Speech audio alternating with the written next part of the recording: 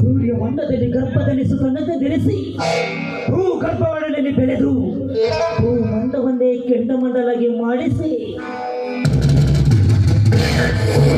ಸಂಪತ್ತೆನ್ನುವ ಬಹುಶವನ್ನೇ ಬುಡಮೇಲ್ ಮಾಡಿ ಆ ಬ್ರಹ್ಮನ ಸೃಷ್ಟಿಗೊಂಡ ಬ್ರಹ್ಮಾಂಡವನ್ನೇ ಬರಡು ಮಾಡುವ ಕಾರಣ ಪುರುಷ ಈ ಹಿರಾಜ್.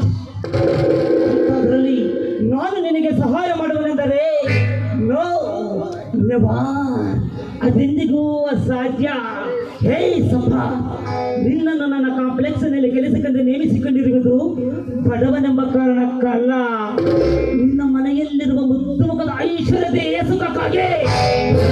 ಹೇ ಐಶ್ವರ್ಯ, ಒಂದು ಕಾಲೇಜಿನಲ್ಲಿ ನೀನು ನನಗೆ ಮಾಡಿದ ಅವಮಾನದ ಸೇಡು. ಇಷ್ಟು ದಿನ ನಾನು ಒಡೆದಿದ್ದು ಹಾವಿನಂತೆ ಹುಚ್ಚುವಾಗಿ ಕುಳಿತಿದ್ದೆ.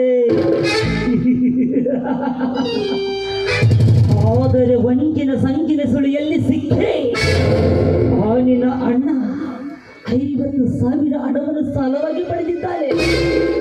ಆದರೆ ಹೇಗೆ ಕೇಳ ಗೊತ್ತೋ, ಇದು ಬರೇ ಹಣವಲ್ಲ, ಹಣದ ರೂಪದಲ್ಲಿ ಬಂದಿರುವ ಈ ಸರ್ಪ ಎಂದು.